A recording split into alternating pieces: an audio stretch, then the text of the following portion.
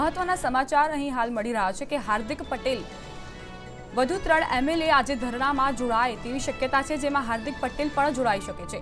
કોંગ્રેસ નેતા હાર્દિક પટેલ પણ આવે તેવી શક્યતાઓ દેખાઈ રહી છે। પાક વીમા સહાય માટે કોંગ્રેસ એમએલએના ધરણા યોજવામાં આવ્યા હતા। તો અહીં મહત્વપૂર્ણ સમાચાર મળી રહ્યા છે। કૃષિ નિયામક ઓફિસમાં કોંગ્રેસના એમએલએના ધરણા આજે પણ યથાવત રહેશે।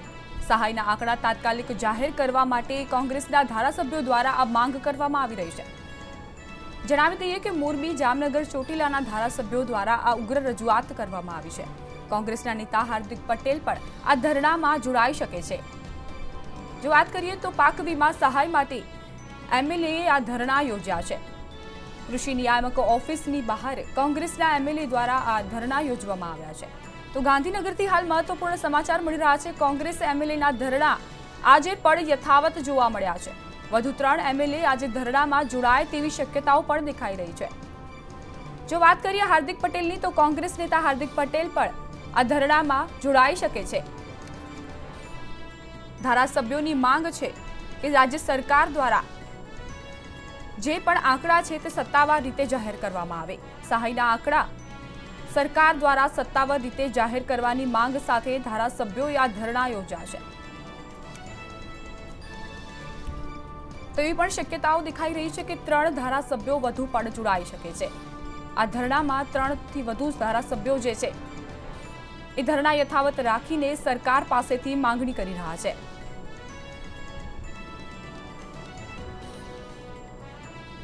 કોંગ્રેસ નેતા હાર્દિક પટેલ પણ આ ધરણામાં આવી શકે છે।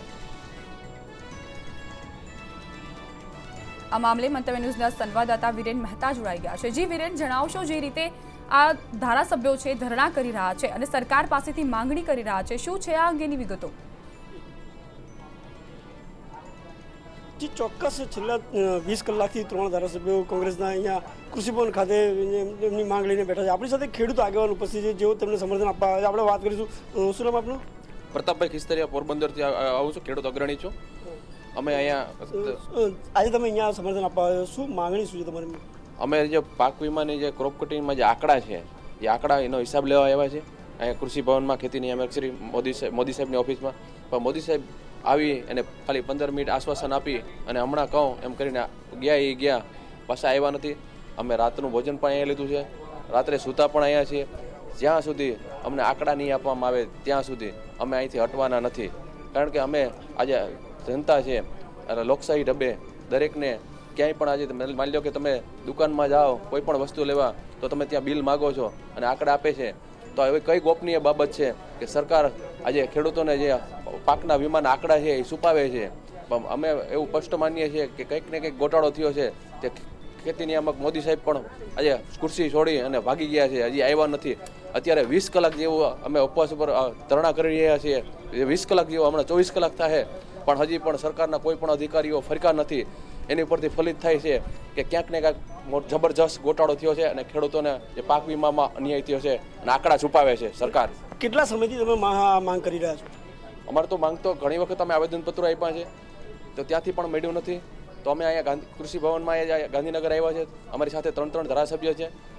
જામજોધપુરના ચિરાગભાઈ કાલરિયા છે, મોરબીના બ્રિજેશભાઈ મેરજા છે, ચોટીલાના ઋત્વિજય મકવાણા છે, કિસાન સેલના પ્રમુખ પાલભાઈ આંબલિયા, ગિરધરભાઈ વાઘેલા, ગુજરાત કિસાન સંગઠનના પ્રેસિડેન્ટ જેકેભાઈ પટેલ અને બહોળી સંખ્યામાં અમે અહીંયા છીએ। પણ આ સરકાર ક્યાંક ને ક્યાંક આખાંડા કાન કરવા માગે છે અને ખેડૂતોને ભ્રમિત કરવા માગે છે। વાતો કરે છે ખાલી ખેડૂતોની, પણ ખેડૂતોનું કોઈ સાંભળતું જ નથી। કોઈ અધિકારી જોડે કે કોઈ સરકારના કોઈ માણસ જોડે તમારે કોઈ એવી વાત થઈ, કોઈ ટેલિફોનિક વાતચીત થઈ આજે છેલ્લા 20 કલાકમાં? નહીં, મોદી સાહેબ આવ્યા હતા કાલે, 15 મિનિટ રોકાઈ અને આશ્વાસન આપીને એમ કહ્યા કે અમારી મિટિંગ છે, હમણાં આવું છું। એ ગયા, બાકી કોઈ આવ્યું કે ગયું નથી। એવી પણ વાત મળી રહી છે કે ભાઈ ટેલિફોન ઉપર કેવી વાતચીત થઈ છે કે તેઓ આજે તમારી જે માંગ છે તેનું નિરાકરણ લાવી શકશે। તમને લાગે છે કે આજે નિરાકરણ આવી શકશે? અમે એવું ઈચ્છીએ છીએ કે આનું નિરાકરણ આવવું જોઈએ અને જે આંકડા છે એ આપે તો એને કોઈ ગોપનીય એવું કંઈ છે નહીં કે આપણો કોઈ દેશ ખતરામાં મુકાય। જનતાનો ખુલ્લે ચોપડો છે એ શ્વેતપત્ર બહાર પાડી દો। આમાં કોઈ એવું ગોપનીયતા જેવું છે નહીં। જે રિલાયન્સ કંપનીને આપ્યું છે મોટો વીમા પ્રીમિયમ, એ જ અમે જાણવા માગીએ છીએ। ખેડૂતો સાથે અન્યાય થયો છે, ખેડૂતો ખરેખર હકદાર હતા, એને તે વંચિત રાખ્યા છે અને વીમા કંપનીઓને માલામાલ કરી છે અને ખેડૂતો આયે દિન પીસાઈ રહ્યો છે, આયે દિન આત્મહત્યા કરી રહ્યો છે। આ સરકારની નિષ્ફળતાઓ બતાવે છે। સરકારની નિષ્ફળતા બતાવે તેવું ખેડૂત આગેવાનનું કહેવું છે. જી વિરેન, કહી શકાય કે આ વખતે જે રીતે કોંગ્રેસે આક્રમક પગલાં લીધા છે અને હવે જો પરિણામ ના આવે તો કોંગ્રેસની આગળની રણનીતિ શું હશે? જે ચોક્કસ એવું કહી શકાય કે જે રીતે છેલ્લા 20 કલાકથી આપણે જોઈ રહ્યા છીએ ધરણા પર બેઠા 3 ધારાસભ્યો બ્રિજેશ મિર્ઝા છે, ચિરાગ કાલરિયા છે, તેમજ બીજા ખેડૂત આગેવાનો પણ તેમની સાથે જોડાયા છે. આજે કદાચ કોંગ્રેસના જે અગ્રણીઓ છે તેઓ અહીંયા મુલાકાતે આવે તેવી શક્યતાઓ છે, પણ જે રીતે માહિતી મળી રહી તે રીતે કહી શકાય કે લગભગ જે અધિકારી જોડે કંઈક ટેલિફોનિક વાતચીત થઈ તેવી માહિતી બહાર આવેલી છે. જો ટેલિફોનિક માહિતી સાચી હોય તો એવું કહી શકાય કે આજે લગભગ સરકાર આ નિવેડો લાવી શકે તેવું કહી શકાય છે. પરંતુ વાત કરવામાં આવે તો જે ચોક્કસ એવું કહી શકાય કે જે રીતે હું તમને કહી છું કે જે પાછળનો માહોલ હું તમને બતાવવાનું કહીશ કે જે 3 ધારાસભ્યો જે બેઠા છે તેઓ પોતાની માંગણીને ચોક્કસ એવી માંગણીઓ કરી રહ્યા છે કે જો નિરાકરણ નહીં આવે તો તેઓ અહીંથી ખસવાનું નથી. આપણી સાથે બીજા એક ખેડૂત આગેવાન જોડાયા છે, આપણે વાત કરીશું તેમની સાથે. શું નામ આપનું? પાલભાઈ આંબલિયા. જો સરકારની જે માંગણીઓ તમારી જે માંગણીઓ સરકાર સામે છે, જો નિરાકરણ નહીં આવે તમે આગળ શું રણનીતિ અપનાવશો? અમારી એકદમ સીધી સાદી સરળ માંગણી છે. જે ખોટી રીતે પાક વીમો આપવામાં આવ્યો છે એના પત્રકો અને પત્રકો મુજબ પાક વીમો આપો. જો પત્રકો મુજબ પાક વીમો ન આપી શકતા હો તો એ પત્રકો જાહેર કરો, એ ખેડૂતોને હિસાબ આપો. અને ખેડૂતો હિસાબ માંગે છે, હિસાબ માંગો એમાં ખોટું શું છે? બરાબર છે, અમે હિસાબ માંગીએ છીએ અને હિસાબની અપેક્ષા રાખીએ છીએ. જો કદાચ આ લેવલેથી અમે પહેલાં મામલતદારથી ચાલુ કર્યું, ત્યાંથી પ્રાંતમાં ગયા, ત્યાંથી કલેક્ટર પાસે ગયા અને આજે અમે ખેતી નિયામક સુધી પહોંચ્યા છીએ. આવતીકાલે અગ્ર સચિવ સુધી જઈશું, ત્યાંથી નહીં આવે તો CM સુધી જઈશું અને ત્યાંથી પણ જવાબ નહીં આવે તો રાજ્યપાલ છે, નામદાર હાઈકોર્ટ છે, નામદાર સુપ્રીમ કોર્ટ છે, ત્યાં સુધીની અમે અમારી લડાઈ લડશું. આજે જેટલા અગ્રણીઓ આવવાના છે એમાં કોઈના નામ તમે કહી શકશો? કોણ કોણ અગ્રણીઓ આજે અહીંયા મુલાકાતે આવવાના છે? જે રીતે અમારું આંદોલન છે એમાં કોઈ પણ વ્યક્તિ સ્વેચ્છાએ અમારી કદાચ મુલાકાત લેવા આવે તો અમે આવકારીએ છીએ. અમિતભાઈ ચાવડા જે ગુજરાત કોંગ્રેસના પ્રમુખ છે, એમનો ફોન હતો અને બધા સાથે ટેલિફોનિક વાત પણ કરી છે અને એમણે ધારણા આપી છે કે હું ત્યાં આવું છું. બરાબર છે, આ ખેડૂતનો પ્રશ્ન છે અને જેના દિલમાં ખેડૂત પ્રત્યે પ્રેમ હોય એ આખા ગુજરાતના લોકોને અમે તો આહવાન કરીએ છીએ કે આવો ને મુલાકાત લ્યો, અમને કંઈ પ્રોબ્લેમ નથી. પણ મુખ્ય વાત એ છે કે જો તમારી માંગ નહીં સંતોષે તો આગળ તમે કઈ રણનીતિ અપનાવશો? મેં કહ્યું ને કે મામલતદાર, પ્રાંત, કલેક્ટર અને અત્યારે ખેતી નિયામક, અહીંયાથી જવાબ ન મળે તો અગ્ર સચિવ, ત્યાંથી જવાબ ન મળે તો CM, રાજ્યપાલ અને એનાથી ઉપર ગુજરાત હાઈકોર્ટ અને નામદાર સુપ્રીમ કોર્ટ પણ છે, ત્યાં પણ અમે જઈશું. અચ્છા, આપણી સાથે બીજા એક ધારાસભ્ય જોડવા કરીશું કે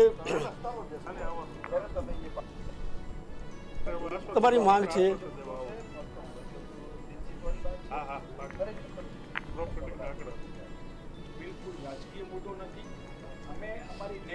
જે રીતે તમારી માંગણીઓની વાત છે, સરકાર હજુ સુધી કોઈ જવાબ નથી આપી રહી, શું કહેશો? સરકાર જવાબ નથી આપતી, અમે જવાબ લેવા બેઠા છીએ. ગઈકાલે 12 વાગ્યાના બેઠા છીએ અને હજી અમે બેસવાની અમારી તૈયારી છે. જ્યાં સુધી અમને જવાબ નહીં મળે ત્યાં સુધી અમે અહીંથી જવાનું નથી. સરકાર હજુ સુધી જવાબ નથી આપી રહી, તમને શું લાગે છે ક્યાંક કોઈ મોટું કૌભાંડ છે? મને નહીં, પણ એ સ્પષ્ટપણે આપે જોઈ શકો છો. બરાબર છે, જો એમની પાસે કોઈ જવાબ હોત તો અમને જવાબ આપી દીધો હોત અને જવાબ નથી આપ્યો તો કોઈ પણ સરકારી અધિકારી કે કોઈ સરકારનો પ્રતિનિધિ અમારો સંપર્ક શા માટે નથી કરતો? એટલે આ સ્પષ્ટપણે વિદિત થાય છે અને સ્પષ્ટપણે ફલિત પણ થાય છે. આપ જોઈ શકો છો કે જવાબ દેવાથી શા માટે આ લોકો દૂર ભાગે છે.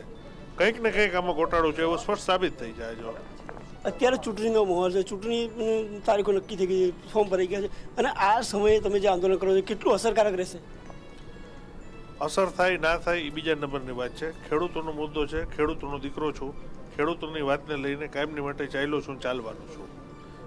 ચૂંટણીનું કામ કરે, બરાબર છે. અને વાસ્તવિકતા આ છે કે ખેડૂતોને આ ભાજપ સરકાર જ્યારથી સત્તા ઉપર આવી ત્યારથી અન્યાય થઈ રહ્યો છે. પોષણક્ષમ ભાવ નથી મળતા, બરાબર છે. ટેકાના ભાવે ખરીદી કરે છે તો પણ એમાંય સેન્ટરો પૂરા ખોલતી નથી અને તમામ બાબતે ખેડૂતોની વાત આવે ત્યાં કૌભાંડ જ આવે છે. બરાબર છે. પછી મગફળી કાંડ લ્યો આપ, બરાબર, પોષણક્ષમ ભાવનું લ્યો, એજન્સી નિમવાની હોય તો એમાં પણ કમિશન. અને હવે વીમો આવ્યો છે તો હવે પ્રાઇવેટ વીમા કંપની સાથે સાંઠગાંઠ કરીને, અને હું તો એવું સ્પષ્ટપણે માનું છું અને મેં એવું જાણ્યું પણ છે અને હું જોઉં પણ છું કે કદાચ રાફેલથી પણ મોટું કૌભાંડ હોઈ શકે છે આ વીમા કંપનીનું. ધારાસભ્યનું કહ્યું છે કે રાફેલથી પણ મોટું કૌભાંડ હોઈ શકે છે. જી વિરેન, જે રીતે છે ને કોંગ્રેસે 3 ધારાસભ્યો ધરણા પર ગઈકાલથી બેઠા છે, ત્યારે અટકળો લગાવવામાં આવી રહી છે કે અન્ય 3 ધારાસભ્યો પણ જોડાવા હશે. ત્યારે કહી શકાય કે હજુ પણ અમિત ચાવડા જેવા દિગ્ગજ નેતાઓ અને 3 ધારાસભ્યો પણ અહીં હાજરી આપી શકે છે. જી ચોક્કસ આપણે બીજા ધારાસભ્ય સાથે વાત કરીશું. તમે 3 જણા, હા બ્રિજેશભાઈ, જે રીતે તમે 3 બેઠા ધરણા ઉપર બેઠા, હજુ બીજા ધારાસભ્ય તમારી જોડે જોડાઈ શકે છે? અમે આ ધરણા પ્રતિકાત્મક ધરણા કર્યા છે. આપ જાણો છો અત્યારે લોકસભાની ચૂંટણી આવી રહી છે. લોકસભાને એને અનુસંધાને અમારા રાજકીય આગેવાનો, કાર્યકર્તાઓ સ્વાભાવિક પ્રચાર તંત્રમાં લાગેલા હોય. અમને 3 ધારાસભ્યોને અમારા ગુજરાત કિસાન કોંગ્રેસના પ્રમુખ જે પાલભાઈ આંબલિયા છે એમના નેજા હેઠળ આ અમે અને અન્ય સ્વૈચ્છિક સંસ્થાઓ છે કિસાનોની, એ બિન રાજકીય રીતે આમાં જોડાયેલા છે. અને અમે આ ખેડૂતોને પાક વીમામાં જે અન્યાય થયો છે એને વાચા આપવા માટે અમે અહીં પ્રતિકાત્મક ધરણા કર્યા છે. અમે ખેત ઉત્પાદનના આંકડા માગીએ છીએ, જેથી કરીને જે વિસ્તારમાં તમે કે 5 ઇંચથી ઓછો વરસાદ પડ્યો હોય, ખુદ ગુજરાત સરકારે એ વિસ્તારને કે એ તાલુકાને અછતગ્રસ્ત જાહેર કર્યો હોય તો એ અછતગ્રસ્ત વિસ્તારમાં 100% પાક નિષ્ફળ ગયો છે એવું સરકાર એક બાજુ સ્વીકારે છે, તો બીજી બાજુ 100% પાક નિષ્ફળ ગયો હોય તો 100% પાક વીમો મળવો જોઈએ, એ આપતી નથી. એટલે અહીં ખાટલે મોટી ખોટ આ છે. જો ઉત્પાદનના આંકડા આપે અને જો આ વિસંગતતા દૂર થાય તો ઓટોમેટિક ખેડૂતોને પાક વીમા થયેલો અન્યાય નિવારી શકાય. એ નિવારવાના એક માધ્યમ તરીકે અમે ખેડૂતોનો અવાજ બનીને અહીં આવ્યા છીએ. ગુજરાતના પ્રશાસનમાં પહેલો આ દાખલો છે કે ખેડૂતો માટે, ખેડૂતો વતી અને ખેડૂતો કાજે કોંગ્રેસના 3 ધારાસભ્યો અને NGO અને અમારા કિસાન કોંગ્રેસના પ્રમુખશ્રી એક સરકારી કચેરીમાં રાતવાસો કરે અને 24 કલાકના ધરણા કરે અને ખેડૂતોના પ્રશ્ને તેમ છતાં પણ ભાજપની સરકાર હોય કે ભાજપ સરકારના અધિકારીઓ હોય એનું રૂવાણું ન ફરકે, યોગ્ય પ્રતિસાદ ન આપે અને ખેડૂતો માટે અન્યાયની પરંપરા સર્જે, એથી વિશેષ કયો અફસોસ અને દુઃખ હોઈ શકે. વાત છે કે હાર્દિક પટેલ પણ આજે તમારી મુલાકાતે આવવાના છે, ક્યારે આવી શકે છે? હાર્દિકભાઈને આ બાબતથી અવગત કરવામાં આવ્યા છે. અમારા પ્રદેશ કોંગ્રેસના પ્રમુખ શ્રી અમિતભાઈ ચાવડા ટૂંક સમયમાં અમને સૌને સધિયારો આપવા માટે આ સ્થળે આવી રહ્યા છે. જી આપણે જોયું કે જે ધારાસભ્ય બ્રિજેશ મિર્જાએ કીધું કે ભાઈ ટૂંક સમયમાં જે કોંગ્રેસના અગ્રણી છે તે અહીંયા આવી શકે છે. જી આભાર વિરેન, જોડાયા બદલ. તો મોરબી જામનગર ચોટીલાના ધારાસભ્યો દ્વારા ઉગ્ર રજૂઆત કરવામાં આવી છે. કોંગ્રેસના નેતા હાર્દિક પટેલ પણ આ ધરણામાં જોડાઈ શકે છે.